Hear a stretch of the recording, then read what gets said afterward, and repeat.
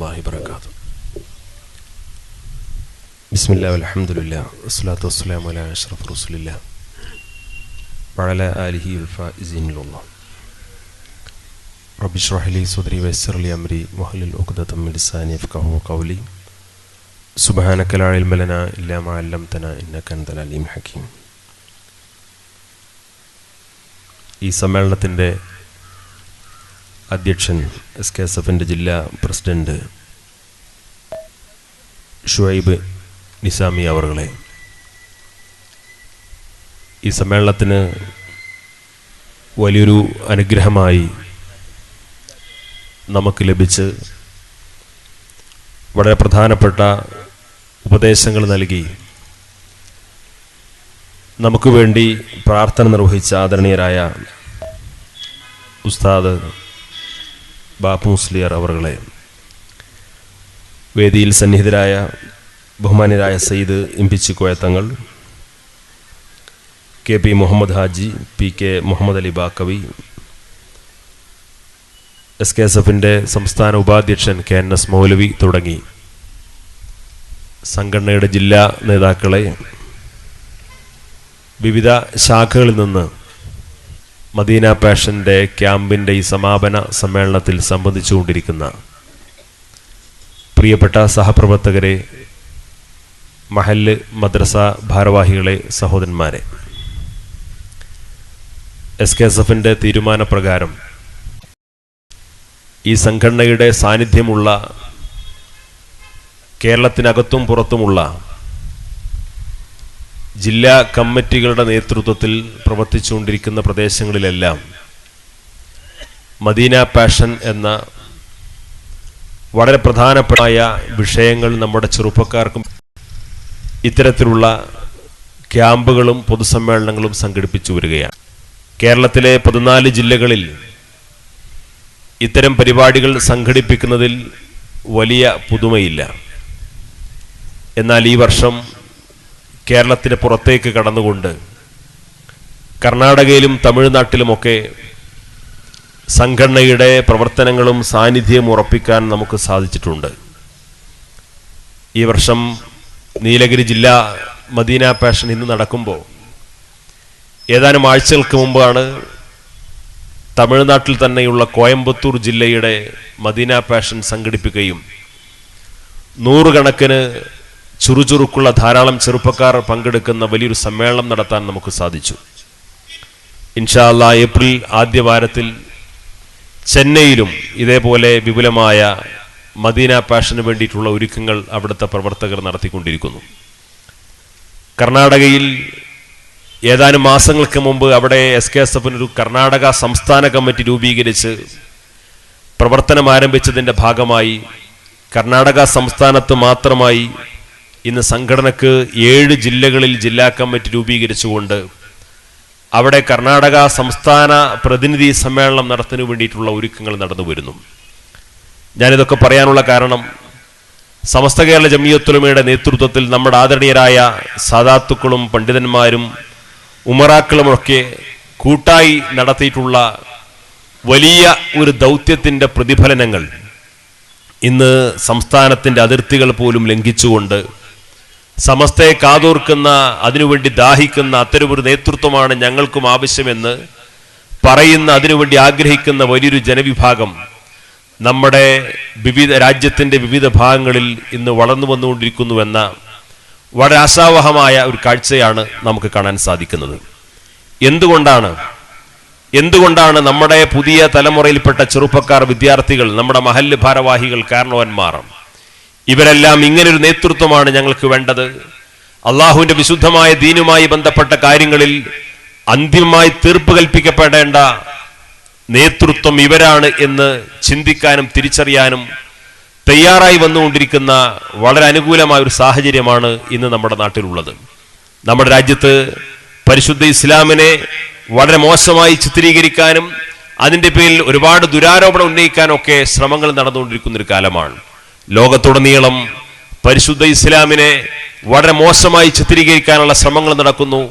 America ഉൾപ്പെടെയുള്ള വൻകിട രാജ്യങ്ങൾ ആ രാജ്യത്തിൻ്റെ ഗവൺമെന്റിന്റെ ഫണ്ടുകൾ പോലും കോടിക്കണക്കിന് ഡോളറുകൾ ചെലവഴിച്ചുകൊണ്ട് ഇസ്ലാമിനെ മോശമായി ചിത്രീകരിക്കാനുള്ള ശ്രമങ്ങൾ നടക്കുന്നു.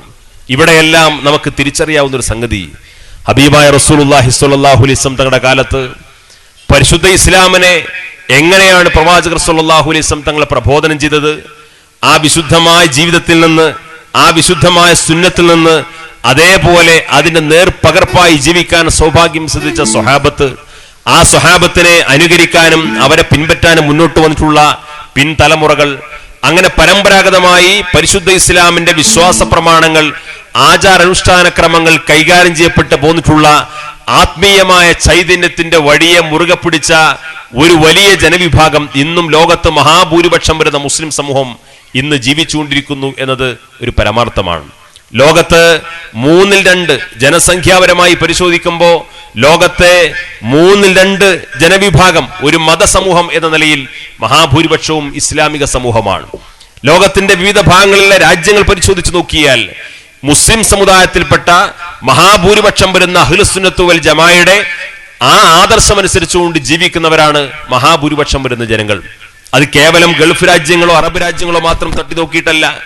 ലോകത്തുള്ള മൊത്തം മുസ്ലിം ജനസംഖ്യയുടെ 20% മാത്രമാണ് അറബ് രാജ്യങ്ങളിലുള്ളത്.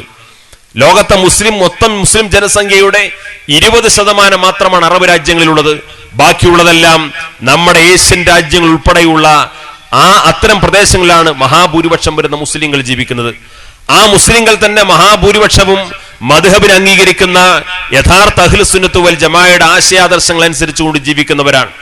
ഈ മഹാവിഭാഗത്തെ നോക്കിയിട്ട് ഒരിക്കലും മുസ്ലിം സമുദായത്തിൽ തീവ്രവാദമുണ്ട്, ഭീകരവാദമുണ്ട്, ഇവർ അപകടകാരികളാണ് എന്ന് പറയാൻ ആവശ്യമായ ഒരു സാഹചര്യവും അഹ്ലുസുന്നത്ത് വൽ ജമാഅയുടെ ആശയാദർശം അനുസരിച്ചുകൊണ്ട് ജീവിക്കുന്ന മുസ്ലിം സമൂഹത്തിന്റെ പാരമ്പര്യത്തിലെ ചരിത്രങ്ങളിൽ എവിടെയെങ്കിലും കാണാൻ സാധിക്കില്ല. പക്ഷേ ഇസ്ലാമിനെ തെറ്റിദ്ധരിക്കാൻ കാരണമാകുന്ന രീതിയിൽ, ഇസ്ലാമിനെ ദുർവ്യാഖ്യാനം ചെയ്യാൻ അവസരം കൊടുക്കുന്ന രീതിയിൽ പരിശുദ്ധ ഇസ്ലാമിന്റെ അടിസ്ഥാനപരമായ പ്രമാണങ്ങളെ സ്വന്തം ബുദ്ധിക്കും യുക്തിക്കും അനുസരിച്ചുകൊണ്ട് അങ്ങനെ ദുർവ്യാഖ്യാനം ചെയ്തുകൊണ്ട് ഇസ്ലാമിനെ അന്വേഷിക്കുന്ന പഠിക്കുന്ന ആളുകൾക്കിടയിൽ പോലും വളരെ മോശമായി ഈ വിശുദ്ധമായ ദീനിനെ തെറ്റിദ്ധരിക്കാൻ കാരണമാകുന്ന രീതിയിൽ ന്യൂനപക്ഷം വരുന്ന ഒരു വിഭാഗം കാലങ്ങളായി നമ്മുടെ സമൂഹത്തിനിടയിൽ പ്രവർത്തിച്ചുകൊണ്ടിരിക്കുന്നതിന്റെ തിക്തഫലമാണ് സത്യത്തിൽ ഇസ്ലാമിനെ മോശമായി ചിത്രീകരിക്കാൻ മറ്റുള്ള ആളുകൾക്ക് അവസരമുണ്ടാക്കി കൊടുത്തത് എന്ന് നമുക്ക് തിരിച്ചറിയാൻ സാധിക്കണം. ഈ അടുത്ത് പ്രമുഖമായ ലോകത്തെ മുസ്ലിം സമൂഹത്തിന്റെ അവസ്ഥകളെ വിശകലനം ചെയ്തുകൊണ്ട് ഒരു പഠന റിപ്പോർട്ട് പുറത്തു വന്നപ്പോ ഇന്ന് എല്ലാവരും വലിയ ഭീതിയോടുകൂടി കാണുന്ന ഒരു ഭരണാധികാരിയാണ് അമേരിക്കയിൽ പുതുതായി അധികാരത്തിൽ വന്നിട്ടുള്ള ഡൊണാൾഡ് ട്രംപ് എന്ന് പറയുന്ന ഒരു ഭരണാധികാരി. അദ്ദേഹം അമേരിക്കൻ പ്രസിഡന്റ് ആകുന്നതിന് മുമ്പ് തന്നെ മുസ്ലിങ്ങൾക്കെതിരെ വിഷം ചീറ്റിക്കൊണ്ടാണ് അദ്ദേഹത്തിന്റെ പല പ്രഖ്യാപനങ്ങളും നടന്നത്. പക്ഷേ ആ ഡൊണാൾഡ് ട്രംപ് ഭരണം നടത്തിക്കൊണ്ടിരിക്കുന്ന അമേരിക്കയിൽ തന്നെ 2 ലോകത്തറിയപ്പെടുന്ന ഇസ്ലാമിക പ്രബോധകരെ കാണാൻ സാധിക്കും. 2 ഇസ്ലാമിക പ്രബോധകൻ. ആ ഇസ്ലാമിക പ്രബോധകന്മാർ രണ്ടും 2 ശൈലിയിൽ 2 ആശയത്തിന്റെ അടിസ്ഥാനത്തിൽ ജീവിക്കുന്നവരും പ്രബോധനം ചെയ്യുന്നവരുമാണ്. ഒന്ന് ഹംസ യൂസുഫ് എന്ന് പറയുന്ന ഇസ്ലാമിലെ തസൗഫിനെ അംഗീകരിക്കുന്ന സൂഫി മാർഗത്തെ പിൻപറ്റുന്ന ആത്മീയമായ ചിന്താധാരയിലൂടെ മാത്രമേ ഇസ്ലാമിക ശരീഅത്തിന്റെ സമ്പൂർണതയോടുകൂടി ഒരു വിശ്വാസിക്ക് ജീവിക്കാൻ സാധിക്കുകയുള്ളൂ എന്ന് തിരിച്ചറിയുകയും ആ തസൗഫിന് പ്രാധാന്യം കൊടുത്തുകൊണ്ടുള്ള ആ ഒരു ജീവിതക്രമം പ്രസംഗിക്കുക മാത്രമല്ല, എഴുതുക മാത്രമല്ല, സ്വന്തം ജീവിച്ച് കാണിച്ചു കൊടുക്കുന്ന ഒരു പ്രബോധക ശൈലി സ്വീകരിക്കുന്ന വലിയൊരു പണ്ഡിതനാണ് ഹംസ യൂസുഫ് എന്ന് പറയുന്ന ഈ അമേരിക്കൻ പൗരത്വം നേടിയിട്ടുള്ള ഇസ്ലാമിക പ്രബോധകൻ. ഈ ഹംസ യൂസുഫിനെതിരെ ഇന്നുവരെ ഒരു കേസന്വേഷണം വന്നിട്ടില്ല. ഈ ഹംസ യൂസുഫിനെതിരെ ഇന്നുവരെ ഒരു ദുരാരോപണം ഉന്നയിക്കുന്ന സാഹചര്യം ഉണ്ടായിട്ടില്ല. ഈ ഹംസ യൂസുഫിനെതിരെ ഇന്നുവരെ ഇസ്ലാമിന്റെ ശത്രുക്കൾ പോലും അദ്ദേഹത്തിന് നേരെ കൈവെക്കാൻ ആവശ്യമായിട്ടുള്ള ഒരു സാഹചര്യം സൃഷ്ടിച്ചിട്ടില്ല. എന്നാൽ അദ്ദേഹം താടി വെക്കുന്ന, തൊപ്പി ധരിക്കുന്ന, തലപ്പാവ് ധരിക്കുന്ന, ഇസ്ലാമികമായ വേഷവിധാനത്തോടുകൂടി ജീവിക്കുന്ന, ഇസ്ലാമിന്റെ സംസ്കാരത്തെ പൂർണ്ണമായി ഉൾക്കൊണ്ടുകൊണ്ട് ഇസ്ലാമിക പ്രബോധനം അമേരിക്കയിലെ ഡൊണാൾഡ് ട്രംപിന്റെ മൂക്കിന്റെ ചുവട്ടിൽ വെച്ചുകൊണ്ട് പരിശുദ്ധ ഇസ്ലാമിന്റെ പ്രബോധനത്തിന് നേതൃത്വം കൊടുക്കുന്നയാളാണ്. പക്ഷേ അടിസ്ഥാനപരമായി ഇസ്ലാമിന്റെ പാരമ്പര്യ ശൈലിയെ സ്വയം ഉൾക്കൊണ്ടുകൊണ്ട് ജീവിക്കാനും അത് ജനങ്ങൾക്കിടയിൽ പ്രബോധനം ചെയ്യാനുമുള്ള മാർഗം അദ്ദേഹം അവലംബിക്കുന്നു. ഇതേ ഹംസ യൂസുഫിനെ പോലെ അവിടെ പ്രബോധനം നടത്തുന്ന അമേരിക്കൻ പൗരത്വമുള്ള മറ്റൊരു പ്രബോധകനാണ് ബിലാൽ ഫിലിപ്സ് എന്ന് പറയുന്ന അമേരിക്കൻ പൗരത്വമുള്ള മറ്റൊരു പ്രബോധകൻ. പക്ഷേ ബിലാൽ ഫിലിപ്സിന് ഒരു ദിവസവും സ്വസ്ഥമായിട്ട് കിടന്നുറങ്ങാൻ കഴിയുന്നില്ല. അദ്ദേഹം ഇസ്ലാമാണ് പറയുന്നത്, അദ്ദേഹം ഖുർആനാണ് പറയുന്നത്, അദ്ദേഹം പ്രവാചകനെയാണ് പരിചയപ്പെടുന്നത്. പക്ഷേ അടിസ്ഥാനപരമായി അദ്ദേഹം ഇസ്ലാമിന്റെ തസൗഫിനെ നിഷേധിച്ചുകൊണ്ട് അടിസ്ഥാനപരമായി സലഫി ആശയത്തിന് വിധേയമായി അദ്ദേഹം തന്റെ പ്രബോധന കർമ്മങ്ങൾ നിർവഹിക്കുന്നു.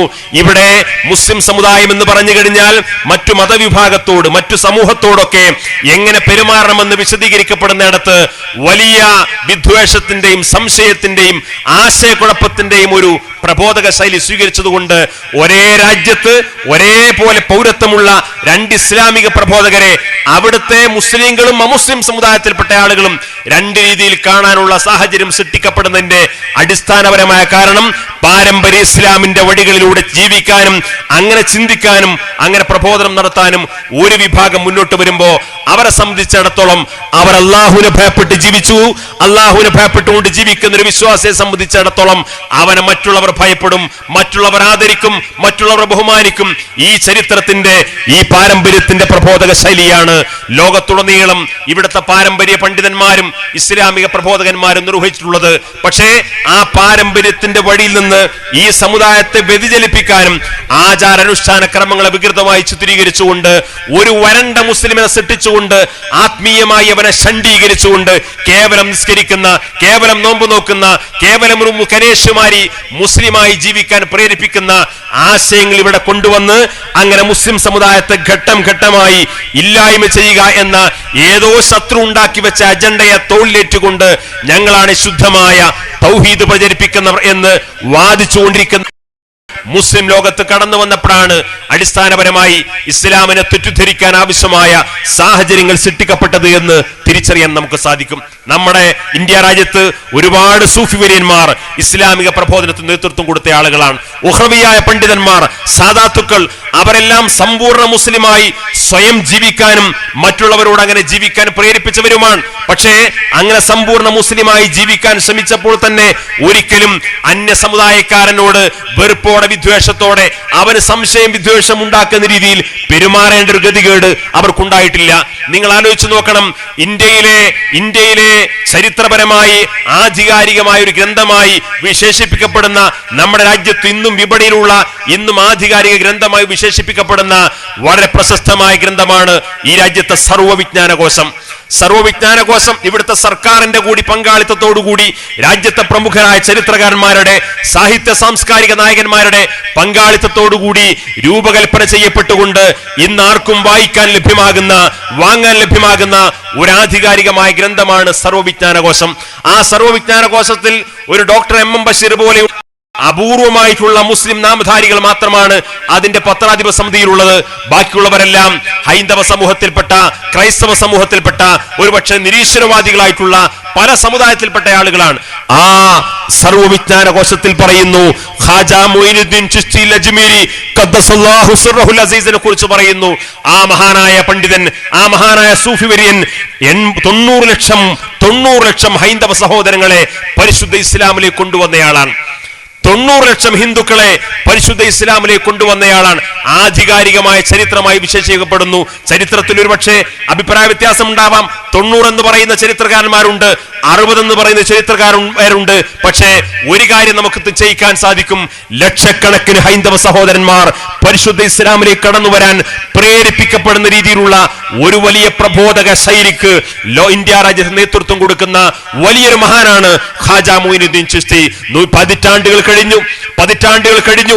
ഇന്നും അജ്മീറിലെ ഖാജയുടെ മക്ബറയിൽ ചെന്നാൽ നിങ്ങൾക്കറിയാൻ സാധിക്കും, അവിടെ തീർത്ഥാടനത്തിന് വരുന്നവരിൽ 50% അമുസ്ലിം സഹോദരന്മാരാണ്. 50% വരുന്നവർ അവിടുത്തെ ഹൈന്ദവ സമൂഹത്തിൽപ്പെട്ടവരാണ്.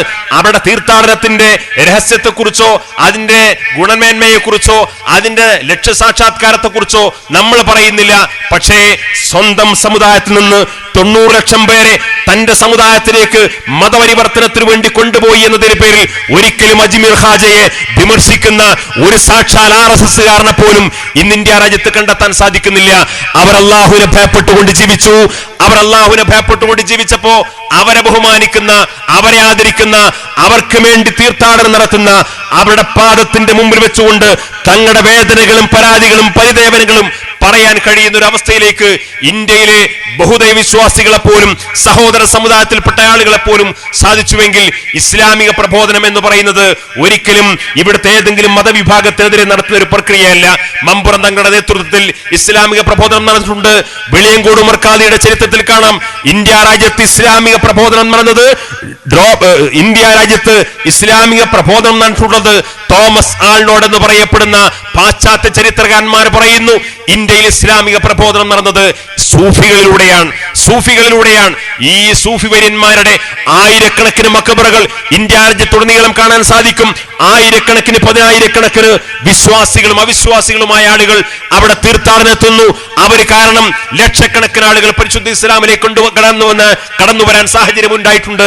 പക്ഷെ ഒരിക്കൽ പോലും ഇവിടുത്തെ ഇസ്ലാമിന്റെ ശത്രുപക്ഷത്ത് നിൽക്കുന്ന ആളുകൾ പോലും ആ സൂഫി വര്യന്മാരെ വിമർശിക്കുന്ന നമ്മൾ കേട്ടിട്ടില്ല.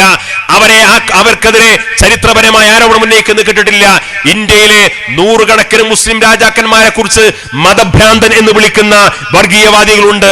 അവരെ മതപരിവർത്തനവാദികൾ എന്ന് വിളിക്കുന്ന വർഗീയവാദികളുണ്ട്. ഇവിടുത്തെ BJP RSS ഉൾപ്പെടെയുള്ള സംഘപരിവാർ ശക്തികൾ ഒരുപാട് ചരിത്രത്തെ മാറ്റിയെഴുതാൻ ശ്രമിച്ചിട്ടുണ്ട്.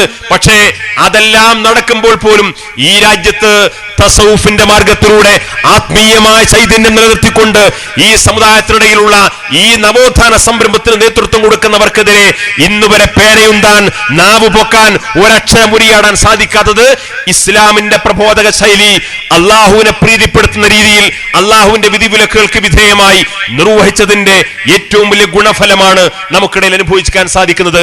ആ പാരമ്പര്യമാണ്, ആ പ്രബോധന ശൈലിയാണ് കേരളത്തിൽ അയൽ സംസ്ഥാനങ്ങളിൽ ഇന്ന് സമസ്ത കേരള ജംഇയ്യത്തുൽ ഉലമ നിർവഹിച്ചുകൊണ്ടിരിക്കുന്നത്.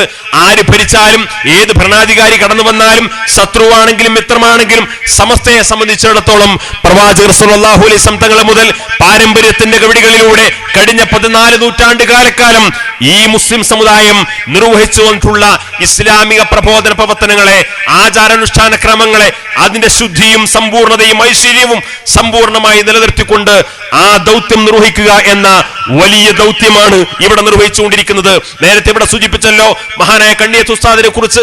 കണ്ണിയത്ത് ഉസ്താദ് എന്ന് പറയുമ്പോൾ തന്നെ നമ്മൾ തൊട്ടടുത്ത വാചകത്തിൽ പറയുന്ന സാധാരണ ഒരു പ്രയോഗമാണ്, ജീവിതത്തിൽ ഒരു കറാഹത്ത് പോലും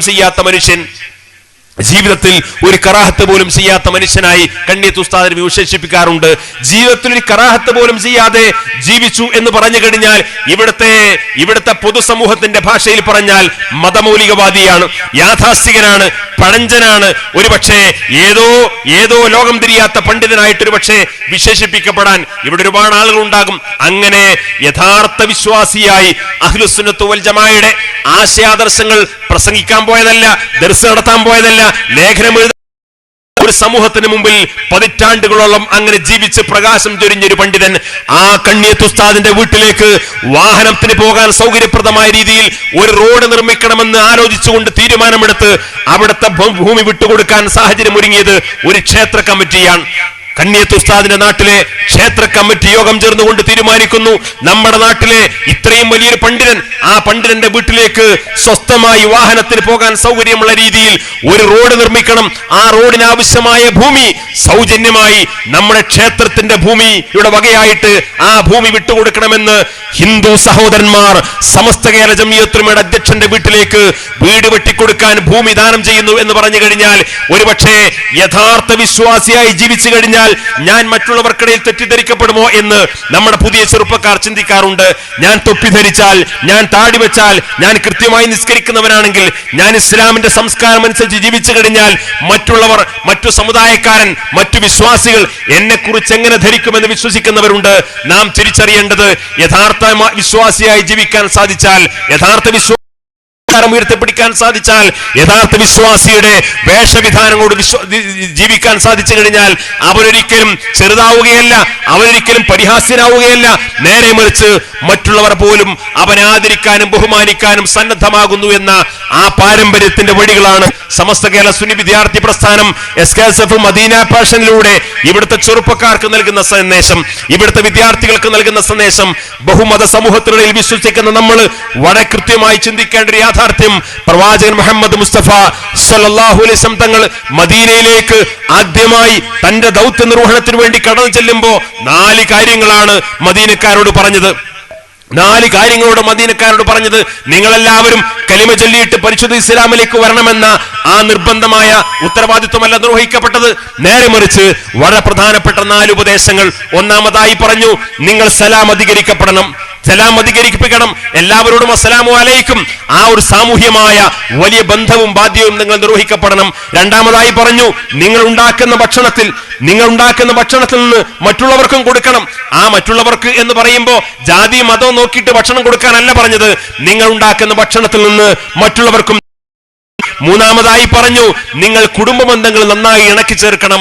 കുടുംബ ബന്ധങ്ങൾ, ആ പരസ്പര സ്നേഹവും കുടുംബ ബന്ധവും ഒക്കെ നിലനിർത്തണം. നാലാമതായി പറഞ്ഞു, പാതിരാത്രിയിൽ അള്ളാഹുവിനോട് മനമുരുകി പ്രാർത്ഥിക്കുന്ന, ദുആ ചെയ്യുന്ന, നിസ്കരിക്കുന്ന ആ ഒരു ജീവിതശൈലി സ്വീകരിക്കപ്പെടണം. നമ്മൾ ആലോചിക്കണം, ഇസ്ലാമിക പ്രബോധനത്തിന്റെ 1-ാം ദിവസം റസൂലുള്ളാഹി സ്വല്ലല്ലാഹു അലൈഹി വസല്ലം തങ്ങൾ മദീനക്കാരോട് പറഞ്ഞത് ഈ സാമൂഹ്യ ബന്ധങ്ങളെ കുറിച്ചാണ്. ആ മദീനക്കാരോട് റസൂലുള്ളാഹി സ്വല്ലല്ലാഹു അലൈഹി വസല്ലം തങ്ങൾ പറഞ്ഞ ആ 4 കാര്യങ്ങളാണ് നമ്മളെ സംബന്ധിച്ചിടത്തോളം, ഒരു ബഹുസ്വര സമൂഹത്തിൽ ജീവിക്കുന്ന ഒരു മുസ്ലിമിനെ സംബന്ധിച്ചിടത്തോളം നിർവഹിക്കേണ്ടത്. മുസ്ലിം അവർക്ക് പരസ്പരമിടയിലുള്ള ആ സ്നേഹബന്ധങ്ങൾ, അവർക്കിടയിലെ സൗഹാർദ്ദങ്ങൾ, ആ സാമൂഹ്യ ബാധ്യതകൾ നമ്മൾ പരസ്പരം നിർവഹിക്കപ്പെടണം. ഇവിടെ കഷ്ടപ്പെടുന്ന, വേദന അനുഭവിക്കപ്പെടുന്ന, പ്രയാസം അനുഭവിക്കപ്പെടുന്നവന്റെ അവന്റെ മതം നോക്കാതെ, ജാതി നോക്കാതെ, അവന്റെ മറ്റു കാര്യങ്ങൾ നോക്കാതെ, അവൻ പ്രയാസപ്പെടുന്നവനാണോ, വിശക്കുന്നവനാണോ, അവന്റെ വിശപ്പകറ്റുക എന്നത് എന്റെ മതപരമായ ബാധ്യതയാണ് എന്ന് തിരിച്ചറിയാൻ സാധിക്കണം. രോഗിയാണെങ്കിൽ അവനെ ശുശ്രൂഷിക്കുക എന്റെ മതപരമായ ബാധ്യതയാണ് എന്ന് തിരിച്ചറിയാൻ സാധിക്കണം. അവൻ കഷ്ടപ്പെടുന്നുണ്ടെങ്കിൽ അവന്റെ പ്രയാസങ്ങൾ ദൂരീകരിക്കേണ്ടത് എന്റെ ബാധ്യതയാണ് എന്ന് തിരിച്ചറിയാൻ സാധിക്കണം. നമ്മുടെ കുടുംബ ബന്ധങ്ങൾ നിസ്സാരമായ കാര്യങ്ങളുടെ പേരിൽ പരസ്പരം ഭിന്നിക്കുന്ന, പരസ്പരം ചേരുതിരിയുന്ന, പരസ്പരം ശത്രുവായി കാണുന്ന ആ അവസ്ഥകൾ മാറ്റിവെച്ചുകൊണ്ട് കുടുംബ ബന്ധങ്ങൾ വിളക്കി ചേർക്കുന്ന നല്ല ഒരു യഥാർത്ഥ കുടുംബനാഥനായി, കുടുംബാംഗമായി ജീവിക്കാൻ സാധിക്കണം. നാലാമതായി പറഞ്ഞത്, ഇതെല്ലാം സമൂഹവുമായി ബന്ധപ്പെട്ട് കാര്യങ്ങൾ ചെയ്യുമ്പോഴും നാം നമ്മുടെ രക്ഷിതാവിനോടുള്ള ഉത്തരവാദിത്വം വളരെ ഭംഗിയായി സമ്പൂർണമായി നിർവഹിക്കപ്പെടുമ്പോ അങ്ങനെ ജീവിക്കുന്ന ഒരു വിശ്വാസിയെ സംബന്ധിച്ചിടത്തോളം ഇവിടെ ആര് ഭരിച്ചാലും, ആര് ആക്രോശങ്ങൾ ചൊരിഞ്ഞാലും, ആര് തലയെടുക്കുമെന്ന് നാം പ്രഖ്യാപിച്ചാലും മുസ്ലിങ്ങളെ സംബന്ധിച്ചിടത്തോളം അവനെ സംരക്ഷിക്കാൻ, അവൻ അല്ലാഹുവിന്റെ ഹിഫ്ളിലായി ജീവിക്കാൻ കഴിയുന്ന ആ സൗഭാഗ്യകരമായ അവസ്ഥാവിശേഷം നമ്മുടെ രാജ്യത്തുണ്ട് എന്ന് തിരിച്ചറിയാൻ നമുക്ക് സാധിക്കണം. നമ്മുടെ ചെറുപ്പക്കാർക്കിടയിൽ അപകർഷതാബോധം വളർത്താൻ പല ആളുകളും കടന്നു വരുന്നുണ്ട്. ഇന്ന് 2 തരം പ്രവണതകളാണ് വളരെ പുതിയ സാഹചര്യത്തിൽ നമ്മുടെ സമൂഹത്തെ പഠിപ്പിക്കാൻ വേണ്ടി ശ്രമിച്ചുകൊണ്ടിരിക്കുന്നത്. ഒരു വിഭാഗം പറയുന്നു, നരേന്ദ്രമോദിയാണ് നാട് ഭരിച്ചുകൊണ്ടിരിക്കുന്നത്, അതുകൊണ്ട് നരേന്ദ്രമോദിയെ വെറുപ്പിക്കാൻ പാടില്ല. നരേന്ദ്രമോദിക്ക് വിഷമമുണ്ടാകുന്ന ഒരു വാക്കോ നോക്കോ നമ്മുടെ ഭാഗത്തുണ്ടാവില്ല. ഇനി നമ്മുടെ വേദിയിൽ വെച്ചുകൊണ്ട് ആരെങ്കിലും മോഡിയെ വിമർശിച്ചാൽ തന്നെ ഉസ്താദ് അപ്പോൾ തന്നെ എഴുന്നേറ്റെടുത്തിരുത്തും, ഞങ്ങൾക്ക് മോഡിയോടൊരു വിഷമവുമില്ല. അങ്ങനെ രാജ്യം ഭരിച്ചുകൊണ്ടിരിക്കുന്ന ആളെ തൃപ്തിപ്പെടുത്തുക, അതിനുവേണ്ടി ഏത് ആദർശം മൂടി വെച്ചാലും വേണ്ടില്ല, ഏത് നിലപാടുകൾ തിരുത്തിയാലും വേണ്ടില്ല. ഇതേപോലെയുള്ള അപകടകാരി ഭരിച്ചുകൊണ്ടിരിക്കുമ്പോ ആ അപകടകാരിക്കനുസരിച്ച് കൊണ്ട് തുള്ളാനും അതിനനുസരിച്ച് നിൽക്കാനും പഠിപ്പിക്കപ്പെടുമ്പോഴാണ് നമ്മുടെ പാരമ്പര്യത്തിന്റെ പടികളിലൂടെ അഫ്ദലുൽ ജിഹാദി കലിമത്തു അദ്ലിൻ മിൻദ സുൽത്താനിൻ ജായിർ, അക്രമിയായ ഭരണാധികാരിയുടെ മുഖത്ത് നോക്കിയിട്ട് നീതി പറയലാണ്, സത്യത്തിന്റെ വാക്ക് പറയലാണ് ജിഹാദിൽ വെച്ച് ഏറ്റവും ശ്രേഷ്ഠമെന്ന് പഠിപ്പിച്ച ദീനിന്റെ വക്താക്കളായിട്ടാണ് മുസ്ലിം സമുദായം മുന്നോട്ട് പോകേണ്ടത്. നമ്മൾ ഇവിടെ വർഗീയത പ്രചരിപ്പിച്ചിട്ടില്ല, നമ്മൾ ഭീകരവാദം പ്രചരിപ്പിച്ചിട്ടില്ല, നമ്മൾ തീവ്രവാദം പ്രചരിപ്പിച്ചിട്ടില്ല. നമ്മൾ 2 സമുദായങ്ങൾ തമ്മിലടിക്കാനോ വിദ്വേഷം ഉണ്ടാകാൻ ആവശ്യമായ ഒരു വരി പോലും ഇന്നുവരെ എഴുതിയിട്ടില്ല, ഒരു വാക്ക് പോലും എവിടെയും പ്രസംഗിച്ചിട്ടില്ല. പക്ഷേ ഈ രാജ്യത്ത് നീതി നിഷേധിക്കപ്പെടുമ്പോ, നിരപരാധികൾ ക്രൂശിക്കപ്പെടുമ്പോ, പാവപ്പെട്ട മുസ്ലിമിനെ നിരപരാധികളായി തുറുങ്കിലടക്കപ്പെട്ടുകൊണ്ട് കരിനിയമം ഉപയോഗിച്ചുകൊണ്ട് അവനെ കൂരിട്ടിൽ ജയിലിറക്കകത്തിട്ടുകൊണ്ട് പീഡിപ്പിക്കപ്പെടുമ്പോ അത് ശരിയല്ല എന്ന് പറയാനുള്ള ആർജവം തീർച്ചയായും മുസ്ലിമിന് ഉണ്ടാവണം. അത് സത്യസന്ധമായി ആ ആർജവത്തോടുകൂടി ഈ പ്രസ്ഥാനം എല്ലാ കാലത്തും നിർവഹിച്ചിട്ടുണ്ട്. ഒരു ഭാഗത്ത് അങ്ങനെ ഇവിടെ ഇത്തരത്തിലുള്ള അവസ്ഥയാണ് എന്ന് പറഞ്ഞുകൊണ്ട് നമ്മുടെ സമൂഹത്തെ കബളിപ്പിക്കാനും അപകർഷതാബോധത്തിലേക്ക് നയിക്കാനും നമ്മുടെ വിശ്വാസവും സംസ്കാരവും നിലപാടുമൊക്കെ പിൻവലിക്കാൻ പ്രേരിപ്പിക്കുന്ന താൽക്കാലികമായ ലാഭത്തെക്കുറിച്ച് മാത്രം ചിന്തിക്കുന്ന ജീവിക്കാൻ പ്രേരിപ്പിക്കപ്പെടുന്ന ഒരു വിഭാഗം ഇവിടെ പ്രവർത്തിച്ചുകൊണ്ടിരിക്കുന്നു. മറുഭാഗത്ത് ഈ പണ്ഡിതന്മാരൊന്നും ശരിയല്ല, ഈ ഉസ്താദുമാർ ശരിയല്ല, ഈ സാദാത്തുക്കൾ ശരിയല്ല, ഇവിടുത്തെ രാഷ്ട്രീയ പാർട്ടിയും ശരിയല്ല, ഈ മതസംഘടനയും ശരിയല്ല. അതുകൊണ്ട് മുസ്ലിമായി ആത്മാഭിമാനത്തോട് മുമ്പിൽ ഒരേ ഒരു വരിയേ ഉള്ളൂ, ഇനി അള്ളാഹുവിന്റെ മാർഗത്തിൽ ജിഹാദ് ചെയ്ത് രക്തസാക്ഷിത്വം ഭരിച്ച് അങ്ങനെ ജിഹാദ് മാത്രമേ നമ്മുടെ മുമ്പിൽ ഒരൊറ്റ മൂലിയുള്ളൂ എന്ന് പഠിപ്പിച്ചുകൊണ്ട് നമ്മുടെ ചെറുപ്പക്കാരെ മസ്തിഷ്ക പ്രക്ഷാളനം നടത്താൻ വേണ്ടി ശ്രമിച്ചുകൊണ്ടിരിക്കുന്ന ആളുകൾ നമ്മൾ ആലോചിക്കണം.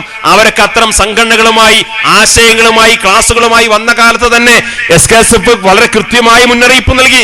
മഹാനായ ശംസുലുമ ജീവിച്ചിരിക്കുന്ന കാലം, മഹാനായ KT മാനു മുസ്ലിയാർ ജീവിച്ചിരിക്കുന്ന കാലം, അതേപോലെയുള്ള സമസ്തയുടെ സാത്വിക ആശീർവാദത്തോടു കൂടി തന്നെ വളരെ വ്യക്തമായി പറഞ്ഞു, ഇന്ത്യയിലെ മുസ്ലിമിനെ സംബന്ധിച്ചിടത്തോളം ആത്മഹത്യാപരമായ ഒരു നിലപാടാണിത്.